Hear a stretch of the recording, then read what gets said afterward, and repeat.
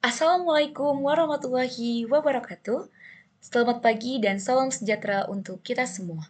Yang terhormat kepada Bapak Michael ST MSc selaku dosen pengampu mata kuliah metodologi penelitian serta teman-teman yang saya banggakan. Sebelumnya, izinkan saya untuk memperkenalkan diri.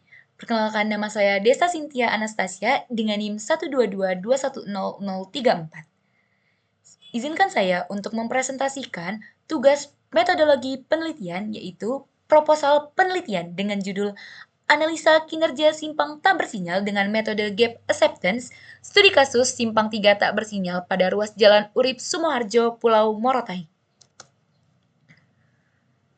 Terdapat pokok pembahasan proposal penelitian. Yang pertama yaitu pendahuluan, yang kedua tinjauan pustaka dan landasan teori, serta yang ketiga yaitu metodologi penelitian. Yang pertama yaitu pendahuluan. Latar belakang. Simpang tak bersinyal memiliki peran penting dalam mengatur arus lalu lintas di kawasan perkotaan yang padat.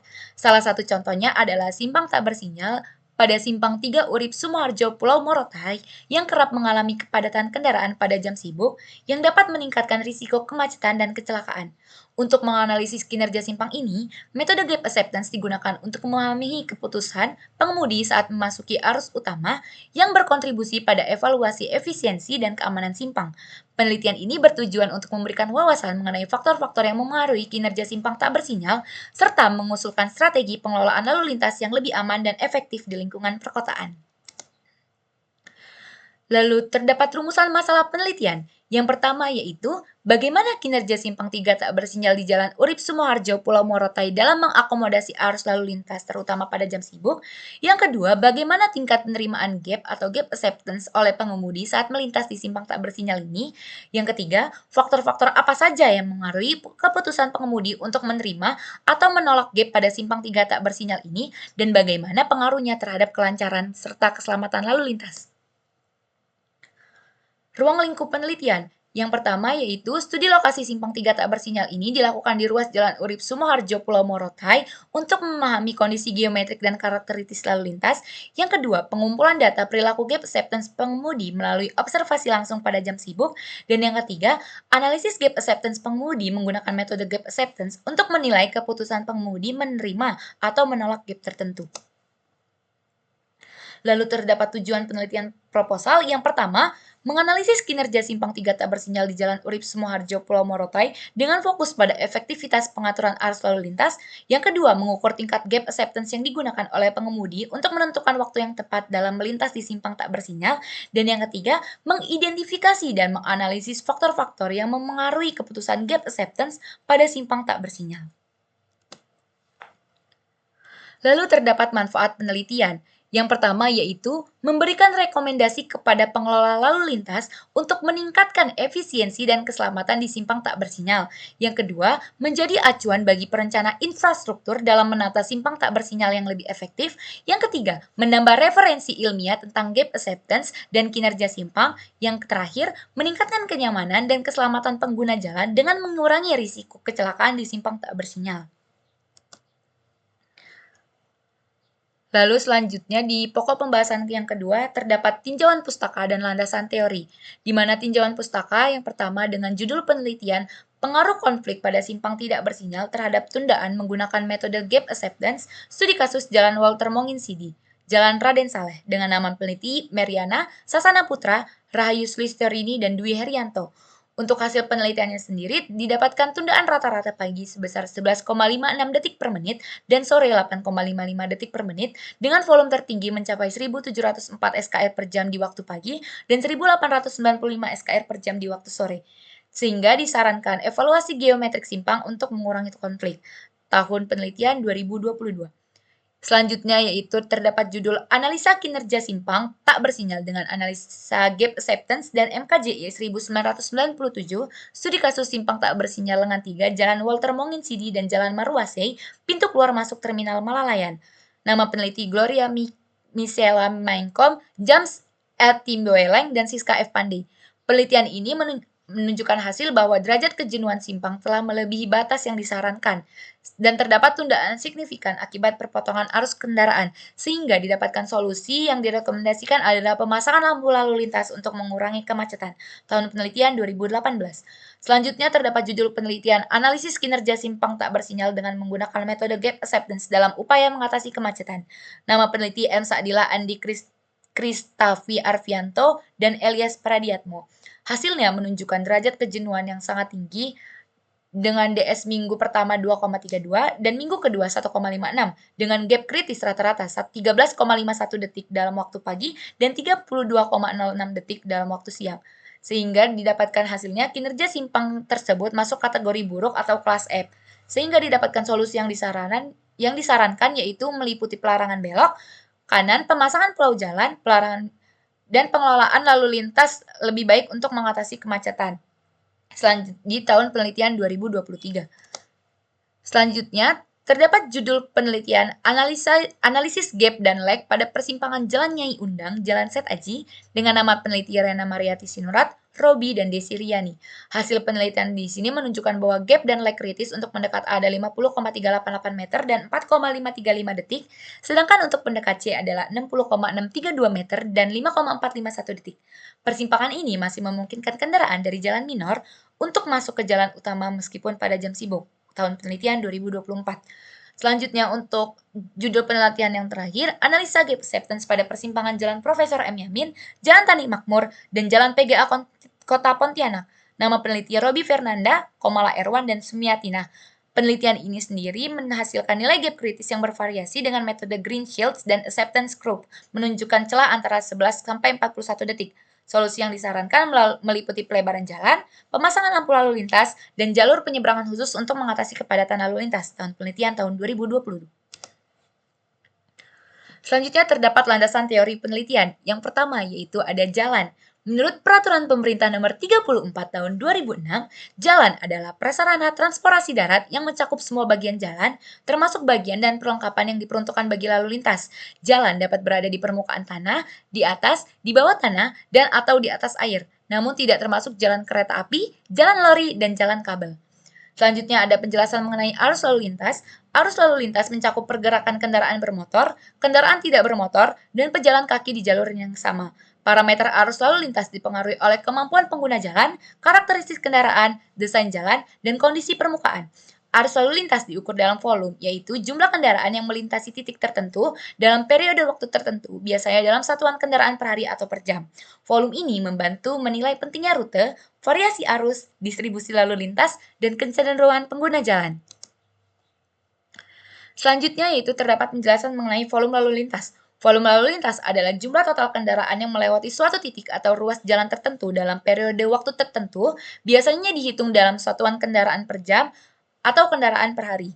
Selanjutnya ada penjelasan mengenai simpang. Simpang adalah titik pertemuan jaringan jalan raya di mana sering terjadi hambatan lalu lintas akibat bertemunya kendaraan dari berbagai arah. Persimpangan perlu mempertimbangkan kinerja jalan, terutama tundaan yang diakibatkan oleh simpang. Semakin banyak simpang dalam jaringan jalan, semakin besar peluang terjadinya tundaan. Simpang juga didefinisikan sebagai area di mana dua atau lebih jalan bertemu dan dilengkapi fasilitas tepi jalan untuk mendukung pergerakan lalu lintas. Selanjutnya ada penjelasan mengenai simpang tak bersinyal. Simpang tak bersinyal adalah persimpangan tanpa lalu lintas, di mana hak prioritas biasanya diberikan berdasarkan kedatangan. Kendaraan di jalur minor harus menunggu gap yang aman untuk bergabung dengan arus utama, dengan berbagai faktor yang mempengaruhi keputusan mereka. Selanjutnya ada penjelasan mengenai gap acceptance. Gap acceptance merupakan selisih waktu tempuh dan kecepatan kendaraan pada jarak tertentu yang akan bergabung dengan aliran lalu lintas utama. Gap acceptance sering terjadi pada simpang tak bersinyal atau yang dikenal juga sebagai simpang prioritas, di mana kendaraan dari jalur minor harus memilih waktu yang tepat untuk memasuki jalur utama tanpa mengganggu kelancaran lalu lintas. Untuk mengetahui besarnya nilai gap dapat dihitung menggunakan rumus berikut, yaitu X bar sama dengan sigma Fi dikali Xi dibagi dengan sigma Fi, di mana X bar sama dengan rata-rata waktu gap atau detik, dan sigma F yaitu jumlah kendaraan gap diterima atau gap ditolak, dan Xi adalah nilai tengah. Secara umum, metode gap acceptance digunakan dalam analisis kinerja simpang tak bersinyal karena fokusnya pada perilaku pengemudi dalam mengambil keputusan untuk masuk atau melintas pada persimpangan yang tidak diatur oleh lampu lalu lintas. Metode ini mengevaluasi kapan pengemudi merasa aman untuk memasuki arus utama berdasarkan celah waktu yang ada di antara kendaraan yang melintas. Alasan memilih metode ini antara lain, yang pertama pemahaman perilaku pengemudi, yang kedua pengukuran kapasitas dan efisiensi, yang ketiga, evaluasi waktu tunggu. Yang keempat, metode ini sederhana dan efisien. Selanjutnya ada penjelasan mengenai headway. Headway adalah selang waktu antara satu kendaraan dengan kendaraan di belakangnya pada jalur yang sama atau perbedaan waktu kedatangan antara dua kendaraan berturut-turut. Pengukuran headway sangat penting dalam menganalisis gap acceptance karena dapat memberikan gambaran tentang ketersediaan gap yang aman yang berkontribusi pada efektivitas dan keamanan persimpangan tak bersinyal. Selanjutnya terdapat penjelasan mengenai tundaan. Tundaan adalah waktu yang dihabiskan kendaraan atau pejalan kaki akibat hambatan yang memperlambat laju mereka. Tundaan sendiri sering terjadi di persimpangan atau area padat lalu lintas. Selanjutnya terdapat perilaku pengemudi di simpang tak bersinyal. Pengemudi harus mengevaluasi celah waktu untuk berpartisipasi dalam arus lalu lintas tanpa lampu pengatur. Faktor yang mempengaruhi keputusan pengemudi termasuk kepadatan lalu lintas, jenis kendaraan, kondisi jalan, dan karakteristik pengemudi seperti pengalaman dan toleransi risiko. Selanjutnya terdapat penjelasan mengenai konflik lalu lintas. Konflik lalu lintas berpotensi menyebabkan kecelakaan terutama di persimpangan tanpa pengaturan lalu lintas yang jelas. Pengelolaan lalu lintas yang baik seperti penggunaan rambu dan zebra cross sangat penting untuk mengurangi risiko konflik dan meningkatkan keselamatan semua pengguna jalan. Untuk selanjutnya terdapat pokok pembahasan mengenai metode penelitian proposal. Yang pertama yaitu terdapat jenis penelitian. Penelitian ini adalah penelitian deskriptif kuantitatif yang bertujuan menganalisis kinerja simpang tiga tak bersinyal dan perilaku gap acceptance pengemudi. Pendekatan ini menggunakan data numerik dari observasi lapangan untuk menggambarkan karakteristik dan pola perilaku pengemudi, serta mengevaluasi efisiensi simpang dalam mengakomodasi arus lalu lintas. Hasil yang diharapkan dapat memberikan informasi objektif untuk perencanaan lalu lintas di lokasi serupa. Lokasi yang kedua terdapat lokasi penelitian. Penelitian ini dilakukan di Simpang 3 tak bersinyal di Jalan Urip Sumoharjo, Pulau Morotai, Bandar Lampung yang dikenal dengan kepadatan lalu lintas tinggi terutama pada jam sibuk. Pemilihan lokasi ini relevan untuk analisis perilaku gap acceptance mengingat interaksi berbagai jenis kendaraan yang terdapat di simpang tersebut. Penelitian ini bertujuan untuk memahami faktor-faktor yang mempengaruhi keputusan pengemudi dan pola perilaku lalu lintas. Selanjutnya terdapat pengumpulan data. Pengumpulan data dilakukan menggunakan alat seperti kamera video untuk merekam arus lalu lintas, meteran untuk mengukur dimensi jalan, stopwatch untuk pencatatan waktu, dan hand counter untuk menghitung jumlah kendaraan. Selain itu, terdapat aplikasi counter pada ponsel yang digunakan untuk efisiensi. Data kendaraan dikelompokkan berdasarkan jenis sepeda motor, kendaraan ringan dan kendaraan berat dengan penghitungan setiap 5 menit selama 2 jam pada pukul 7-9 waktu Indonesia Barat di waktu pagi dan pukul 16.00 sampai 18.00 waktu Indonesia Barat di waktu sore hari. Lalu terdapat data sekunder berupa peta lokasi survei dari Google Earth dan jumlah penduduk kota Bandar Lampung. Lalu terdapat metode analisis data, di mana metode penelitian ini mencakup pengukuran volume lalu lintas, analisis gap acceptance, dan perhitungan tundaan. Pengukuran volume dilakukan melalui survei selama 2 jam di simpang 3 tak bersinyal dengan kendaraan dikelompokkan berdasarkan jenisnya dan dihitung dalam satuan kendaraan ringan per 5 menit. Data lalu lintas dikonversi ke satuan kendaraan ringan per jam dan disajikan dalam tabel serta grafik untuk mempermudah analisis. Analisis gap acceptance dilakukan dengan mengelompokkan gap diterima dan gap ditolak berdasarkan interval waktu, diikuti perhitungan rata-rata gap dan identifikasi nilai gap kritis melalui kurva kumulatif.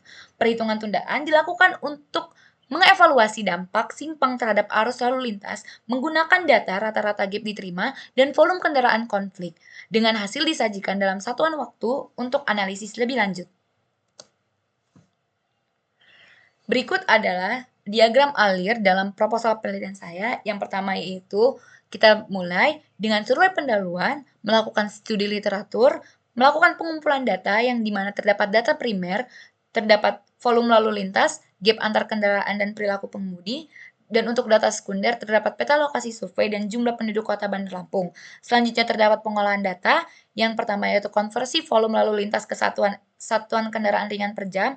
Lalu terdapat analisis gap acceptance yang dimana kita di sini akan mengidentifikasi gap diterima dan ditolak, penghitungan rata-rata gap diterima dan gap kritis. Selanjutnya yaitu analisis tundaan lalu lintas, yang dimana kita menghitung rata-rata tundaan berdasarkan jumlah kendaraan yang tersedia.